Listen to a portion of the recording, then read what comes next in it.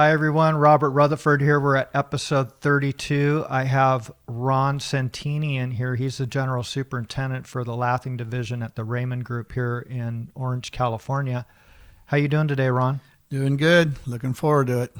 I'm glad you could finally make it in here because I know that you have tons of stuff going on all the time. And you guys get this massive work, and it's hard for you to get in here. So I really appreciate you taking the time to get in here. You bet. Thanks a lot. So, Ron, your family you come from a lathing family. Mm-hmm. So tell us a little bit about how all of that started in your family and when you started. Okay, well, my father started back in 1950s. I can't remember the exact date. Working for several people, doing all types of lath, and then button board, you name it. When we were little kids, we were raised around it. We used to go around stacking the board in the wall while my dad was on his stilts, and he'd pick them up from there. So we were just little tykes. So we got around the construction field way early in life. He made sure of that. So I'm actually a second generation, and then I have family that are third generations that are behind us. So we've got quite a long, extensive time in there. But yeah, so it's been a family trait our whole life. That's where we come from. That's the dirt that we started with. Mm-hmm. And was his dad in it as well? He was in construction, but not more masonry. Okay. Back in those days in the 30s and stuff, everything was masonry and brick. So, mm-hmm. So he comes from that background. Got it. And he was doing nail-on stuff. Absolutely. When he started. Yeah, so he was 19, came from a grocery store clerk to 19, started lathing and been in it ever since. Loved it. Loved the outdoors, loved working. So that's where his passion was. Got it. And how many family members do you have in the trade? Well, at the one time we had 6, 7, 8, 9, 10, 11, about 13. A whole company. Yeah. Well, we had we had our own family business too, with a lot of friends and people we brought into it. But at this time, probably still about 8 of us are active. Okay. So all right. Several nephews and stuff that they didn't fall too far from the tree. Got it. And when you started, you were a little kid and he was doing nail-on stuff. Mm-hmm. When you started your career, did you start in nail-on? No, actually, by the time I was about 17, when I once got out of high school, I went directly work, partnered up with a friend, and we started working that. But I was running work, and then I had to go back to work because economies, things change. Mm-hmm. Then by 22, I got my license, and then I had a company, and then our family put together a business. So for 13 years. It was either our family or myself. We had a business that we were doing, and we did nail on ever since. It's actually, I would say probably around 1977, 78 is when our family, my brothers, we all started graduating. We all started nail on from there, started our own business. So, got it. Been going ever since. And when were you guys union? We were non-union at first. Okay. And then later on became union. And when you got into the union, did you have to start at the bottom or did they get you in as a journeyman? Well, I came in as a journeyman, most of us, because we walked across because we were already owners and we were already at that level. Mm-hmm. Some did start at the bottom, yes, but okay. Myself and my immediate brothers, no, we didn't. And was it the nail-on world is different than very much than the screw-on? Mm-hmm. Okay. Did you have a huge transition for that to a lot of the install is basically the same. It's the production that changes, right? Right. But there's a difference. When you have men that were piece workers coming from the nail-on world, non-union, these men knew how to hustle and run and so forth. Then when we came into the union, we have that mentality. So you just work. You know how to do it. You're the quickest, fastest way to do it. And then you look at the union men, they're doing theirs, and we just kind of work together, and we had a great team. And on all the projects I've been on and all the companies I've worked around or with, we've been able to meld together and have a great team. But yeah, I still have probably working with Raymond now. We have, I'm going to guess, a half a dozen to a dozen good old boys, old shackers that are still going at it and know how to do it. Mm-hmm. Mm-hmm. How many yards a day when you were doing nail on could you put up in a day? Oh, we were doing close to 200. Throw 200 it a on day? the wall and get it done. We did a lot of housing tracks, but it was different now back then. Yeah, Were things you were simpler. We didn't have so much detail and all this metals and trims, and so a little easier back in the day. yeah, were you doing sheets or rolls? Rolls. Yeah, we prefer rolls. We got into the sheets periodically, or if it was required on a particular job. But now we're all rolls. Got it. Yeah. Got it. So Davis that Walker all the day. doing yeah, just woven wire, huh? Mm-hmm. Doing just pallets of that stuff. Pallets, drop them off every 6, 7 homes or whatever, and leave them there. And so you were doing the furring nails at that time? No, by that time we had started. I did furring growing up, probably, and I'm going to guess till I was about 18, 19, unless it was still in Riverside County or some areas in LA. But now we started stapling on the old power line, and from power line moved on from there. So Got it. Got it. Mm. And when you got into the union, what was the first company that you worked with? let's see. First one, I actually it would have been Raymond, because we went from Raymond and we worked with another company. But yeah, Raymond was our first. Got it. It was actually my brothers and us started with a wood company doing a framing, and that was U.S. Framers. They were our original. It's a family, some friends of ours. So we started with them because they needed some help in the project, and then we went back and worked with Raymond, starting from there. Got it.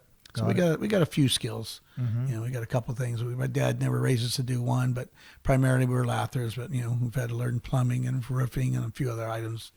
It's the way it was back then. Did you get into any framing or anything? Yeah. Oh yeah, quite a doing- bit. Yeah, we were wood butchers. We did pretty good at that.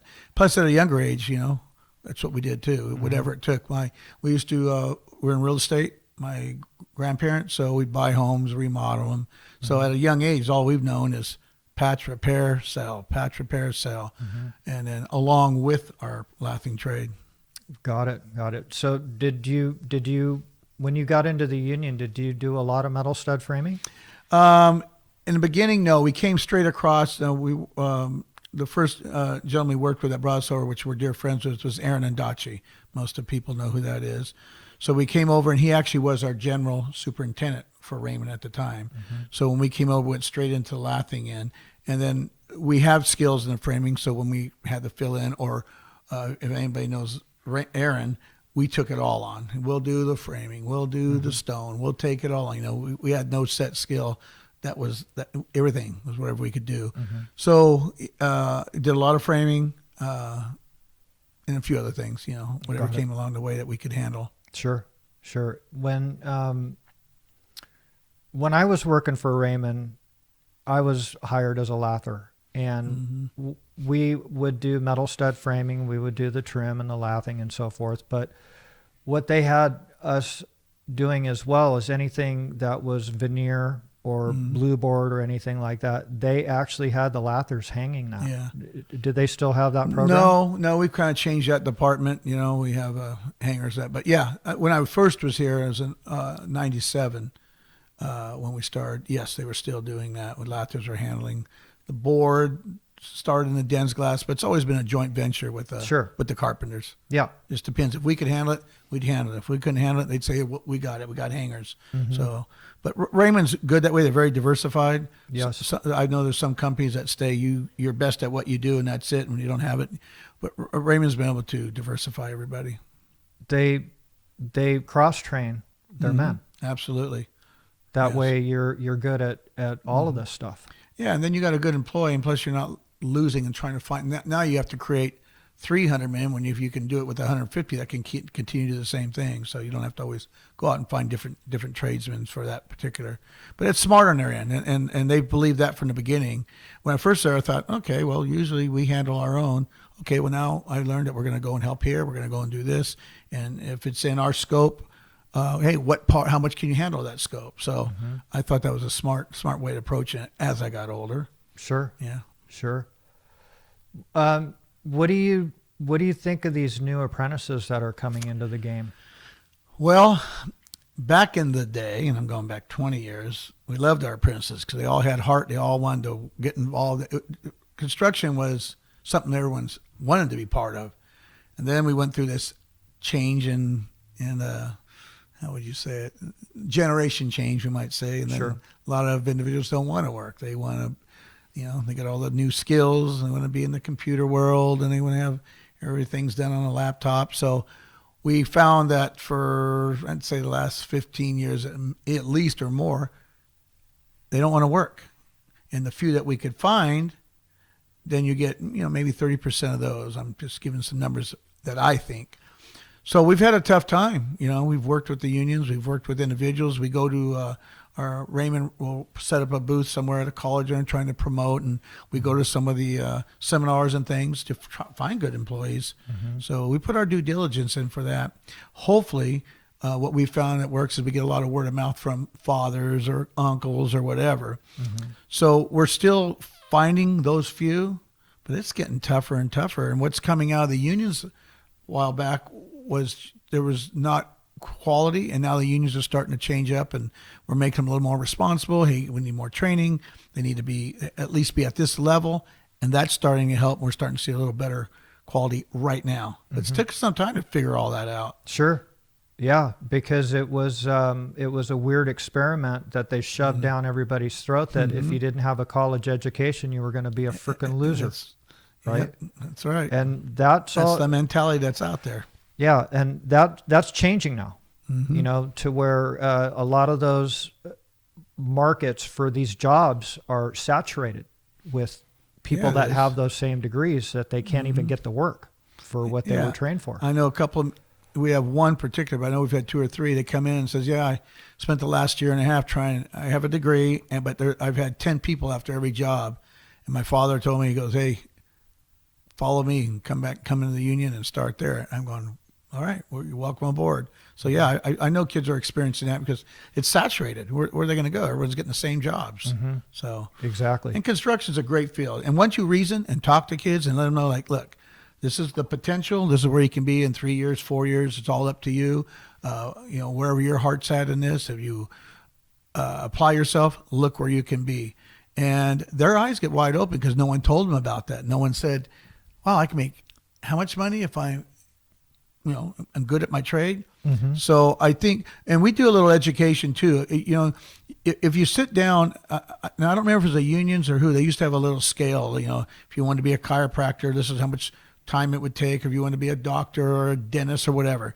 And even I think there was a couple other trades in there. And they tell you about how long it would take to reach that and about what you could make over your lifetime and how many years you had to put in. And, you got to pay back your tuitions and all the things that go with that.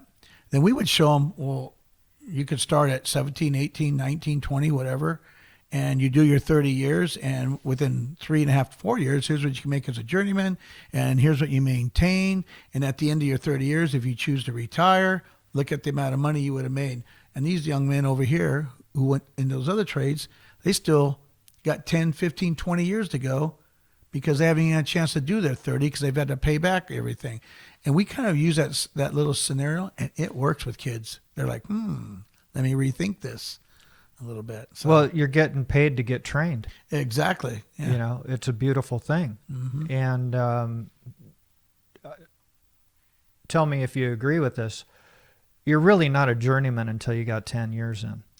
I'd say they're getting up there. Yeah. When they journey out, they got a ways to go. You still got to learn scheduling, and that stuff don't come overnight. 10 years is probably the minimum. To where you know how to improvise. You can get into a situation and you work with what you have, and you can make it look good when it's done. Right? Yeah. And along there comes all the experience, and they're able to make better calls, and that's what we're finding is working for us. But it is every bit of 10 years minimum. Are you guys implementing lean construction in training in your operation? Yeah, some of the superintendents that I work with, yes, that seems to be a little more what their program is. They're trying to. See, you already knew that because you were a piecer when you started. Absolutely. Right. Yep. And so every move had to count for you, otherwise you'd go broke. Yep, you learn the quickest, fastest way of doing it safely. Of course, back in them days, we were not as safe as we are today, but anyway. But yeah, and that's where it's at. It's a mentality. This whole trade, you have to have a mentality when you come into it. You know, you can't come in and think, oh, I'm just going to sit back and money's going to flow. I mean, you got to want to have heart. You got to enjoy. You got to be a part of it. You got to be proud. And those are the things we're trying to implement in our young men now. We just tell them, goes, hey, look at what you've built. Look what you were a part of. You know, we have found, like, for instance, on the Ram Stadium, kids are so excited to say they've had a part in result. And we're finding we have developed good kids off of that project because they're proud of it. You know? So we thought, okay, well, you know, we can capitalize on that, you know, by telling these kids, hey, we have some really nice projects, not just, hey, you're working every day. Hey, go to that job, go to this job, but let them be proud of the project they're on. You know, we got some, you know, for instance, Disney. We'd say, hey, we got the Disney projects. We get to work over here. And the kids, their eyes light up, go, oh, yeah, I want to be part of that. So it's all in how you approach it, and then it's how they apply it. And we've been getting some pretty good employees that way out of it. Yeah, well, that's inspiring for them, and it gives them some bragging rights. Exactly. Right. And, you know, like we've discussed this on previous episodes, that you get some self-gratification out of this. So when you started, there was nothing there. And when you walk away from it, you can see results, and that's gratifying. You know, it gives you pride. You know, when you see I think these that's things. where it's at. You feel proud of what you've achieved or what you've done. And Raymond has always gotten a lot of high-end projects, you know, very difficult projects to build, and that's gratifying too. Yeah, when I came here, I originally didn't want nothing to do with bigger business. I wanted to stay with our family. We did really well and everything. I thought, okay. So when we came over to Raymond, I thought, all right, let's see how this works, see how we're treated and everything. And it worked out. But the caliber of work, starting from, I remember Soka University was one of my newer, bigger projects I started many, many years ago with them. I went, wow. You know, I was extremely proud to be a part of that. And then we went to jobs like the Pelican Hill, and then we did Wilshire Grands. And as you look and you do all these beautiful projects, you say, man, this is really quality. This is just a whole new world. Sure. You know, you're not just doing strip malls and little hotels and shacks. I mean, you're a part of something that's bigger. And so even I, myself, and my family were like, this is good stuff. Yeah. We can do this. Yeah. I mean, I worked at Disney when I was 18, you know, doing tying lath and everything. And now here I am, going to be 58, and I'm still working at Disney regularly. Yeah. And so, you know, even though they're difficult to work for, there's something gratifying about that. You know, it's just nice to be able to say, yeah, we've been able to work on certain projects. So, yeah, there's a lot of pride that comes with it. And I'm very proud to work for Raymond. Raymond, they get it done, you know, and many companies do, and Raymond's one of them. They get it done. So we're pretty excited to be part of it. Yeah, they have some great talent over in that company. Yeah, they do. And are able to get this big, high-profile work, you know, with the talent that they have. You know, they couldn't do it if they didn't have the talent. No, right? It's, yeah. You know, I tell people I appreciate what you do in the offices and everything, but when a man can go out in the field and pick a job and schedule men and schedule the time frames and work overtime and night shifts and day shifts and all that, that is where your money's made. The brilliance of an individual that can learn how to do that for you, and you can trust them. You know, it's impossible to find a lot of men like that. Sure. So when you do, you take care of your men. And fortunately, Raymond has several men that have that qualifications to do that. So I'm really proud, and I trust them, man. I mean, I've been around them long enough to say, you just say what, when, and where, and we'll follow your lead. And that's kind of big, because I'm kind of person that's always hands-on, and I like to, let me double check it. Yeah, let's make sure, you know. So, yeah, it's been good. Well, that's part of your title too, because you are the guy that has to approve all of this stuff. There's a couple of guys higher end than you that you don't want them to see that. No, right? Yeah, I don't need Eric in my back. Right. Well, exactly. And he hired you, so he doesn't have to look at that stuff, So, right? yeah. And so that's part of your title is I making sure that have to tease him sometimes, because I tell him we were friends before he was my boss, we were coworkers. So I made some cards that say, "May I pull the friend card today?" Because you're not going to like the actual subject. So yeah, we do fine. We have a good group of men, and I'm really glad to be there. How does that friend card work for you? It does once in a while. They'll right. say, "Sit down, knuckle up." Yeah. But yeah, it's good. Yeah, we like I was saying, Raymond, for me, I could not have worked there as long. Now I'm coming up in 23 years, but I could not have worked there if I would not have enjoyed it, because I'm that person. If you're not a person I can get along with, I don't want to work with you. Mm-hmm. And there is a really good group of men here. I mean, in the field, of course, you got to have a personality too. You got to be able to work with your men. Absolutely. You got to know about them. You got to ask, say, how's your families? You can't just treat people like a number. Mm-hmm. And I think Raymond's realized that. I mean, we always have our problems. They've realized that, and I'm sure there's other companies that have done the same.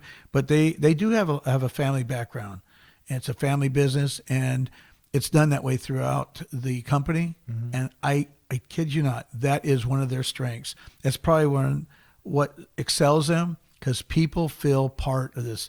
Now, we run several more foremans than most companies. I know companies out there that I'm friends with, and they say, "Man, you guys, your overhead must be killing you, or you guys have a lot of foremans." But what we have found, when you take men and you give them a leadership role, we're talking a few dollars over scale to give them a title, which means something to them. It means they can go home to their wife and say, "Honey, I'm a foreman. I'm able to achieve this and do this and do that." And you make them responsible to a degree, and you help. You can have 2 running your job, or you can have 4 with eyes on everything. And Raymond's really big about safety. So you got all these eyes on there, and we pay a few dollars more, which in the long term is not a lot, to have all the success and the brilliance of these men, and they feel part of the company. That's been our success. It works. Yeah. Well, another thing is you guys do these massive projects where it would be very difficult for one guy on the job. Yeah, it's impossible. To watch. I mean, they're massive. Yeah, no jobs. company can just do that. Yeah, you gotta, spread the wealth a little bit. Yeah, there. and back when I was working for them too, they did the exact same thing. So they had these sub foremen, right? And paying them foremen's wages to watch these sections of the jobs. Yeah, and that's just good business. That's smart. It is. It is, because a guy can put up a lot of bad work in a day, and if you're not watching it, exactly, and so you end up doing it 3 times because it's he can get it up there, but if it's not right, you're tearing it down. Exactly. And you guys are working for these high-profile clients that expect perfection, and they're paying for it, right? Yeah. Yeah, but the perfection part, we all know that. Whoever's watching this will know that they're trying to get that from us daily. And I tell you, that was another subject I was going to get on later. This newer generation, they look at these 3D CADs, and you go sit in these meetings, and they have their little drawings, and they want perfection. And I'm like, young man, that is not how it is in the field. Why do you think they design tolerances and things? So. Yeah, we've run it on a whole nother subject. We've run a lot of difficulty. Things aren't like they were 20 and 30 years ago. We all know that. Those handshake days are gone. Your word is only as good as your character. And fortunately, my word's good. I trust you, and there's other men that I trust. Their word is really good. But this younger generation, we found we have a lot of challenges in there. So. And trying to explain to them or get them. They're not in the field. Society has changed. We've allowed, in the old days, we'd bring them out of the field, promote and do, and whether we try to stay with that, but a lot of companies, let's just say architects or whatever they may be, they don't have no field experience. Even some of our GCs are hiring gentlemen. We're like, "Have you been in the field?" "Yeah, about 2.5 years." "Well, okay. Well, then you don't really know." And we'll sit there and try and reason with men that are unreasonable. Then I actually have a little mock-up that I take when I go to my meetings, especially when it's on the exterior. And I make them touch it, see it, feel it, because now you got their attention.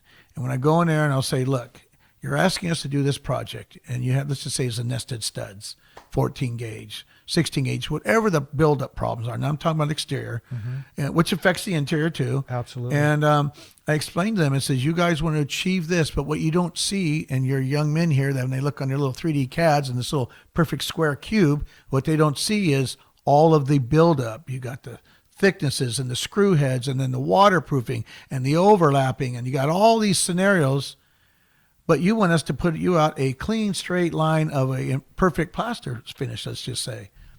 So I bring in a little mock-up, and I have it all the build up there so you can see it, and then I run a straight edge on it. I go, so there's 3/16 or a 1/4 inch, and we haven't even started the job. So how do you fix that? And then I bring in some shims, and I already have it behind a piece of trim or milk-cord, and I just lay it against there and I say, so who pays for that?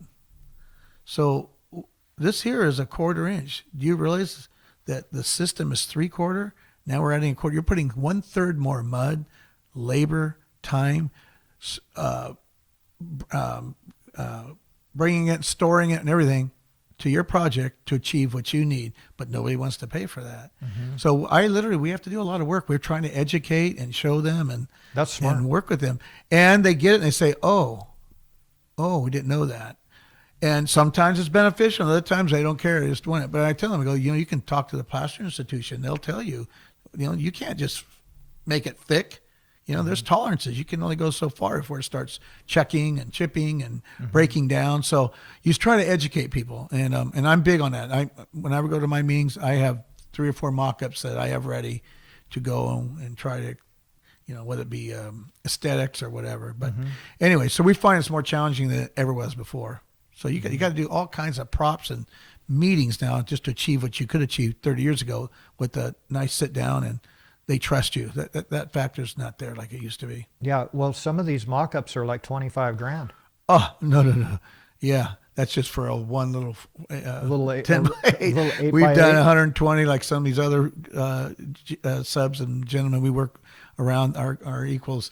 We've done $180,000 to $210,000 mock-ups. Wow. Yeah, we did one here recently for a company, and it was horrendous. Just Wow. yeah. Wow. They wanted a complete mock-up of the buildings, of the hotel, the inside, the outside, everything complete. So yeah, some have been pretty extensive. That is amazing. Yeah. That is amazing. And before it would just be like just a color chip, right? This is what color, and here's your 12 by 12, texture. here's your color. Yeah.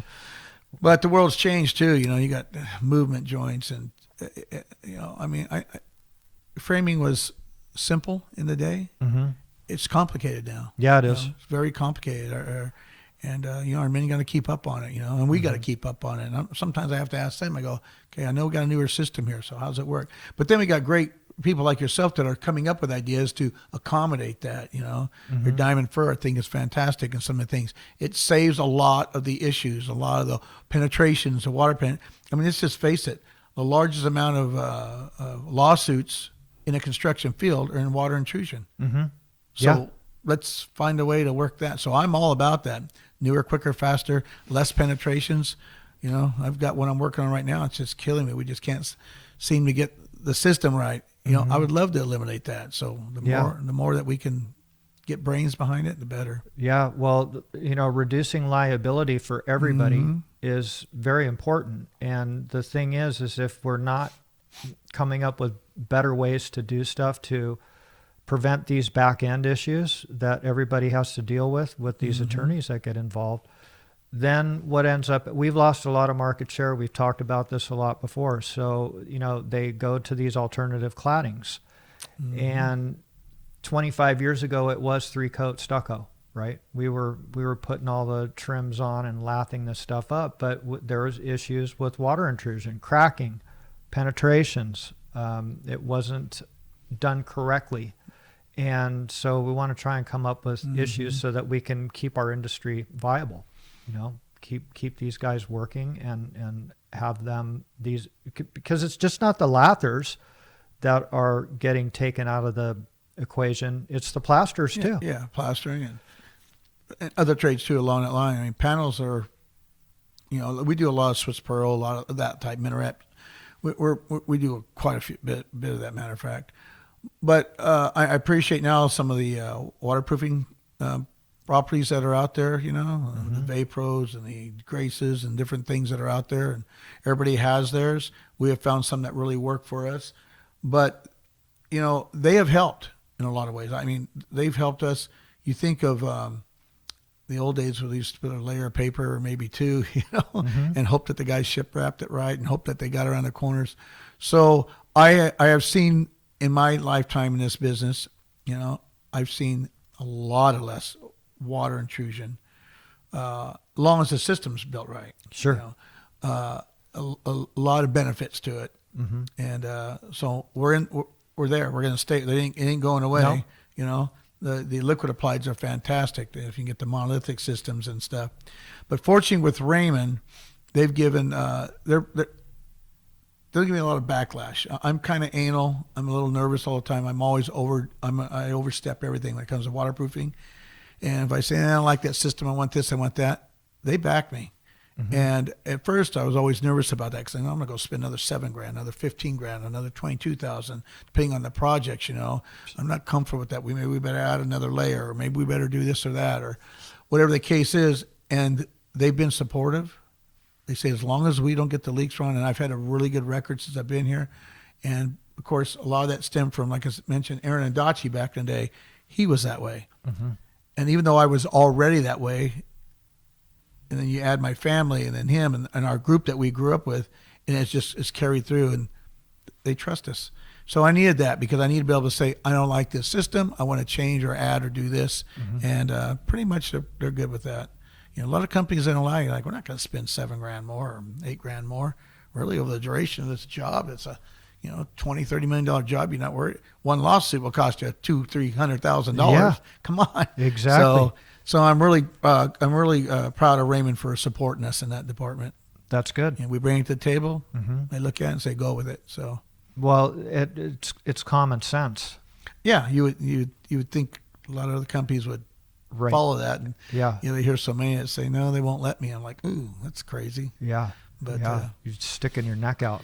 Yeah, and it's hard to make a living now. I feel for Raymond and all these other big companies that we are working with, because it's tough, man. I mean, litigations and EPA laws and OSHA, and it's just the industry has changed in the way that we knew it. It's and some of it for the better. Better, it's good, but it's just I don't know. It's gotten tougher, crazier. It's more about and a lot of things. These durations, we didn't have them like we do nowadays. You've got 22 days. You've got 2 months to be here, regardless about the steel or the other trades, the MEPs. So the trades have really, or say the industry has really changed in that department too. It's a challenge. Yeah.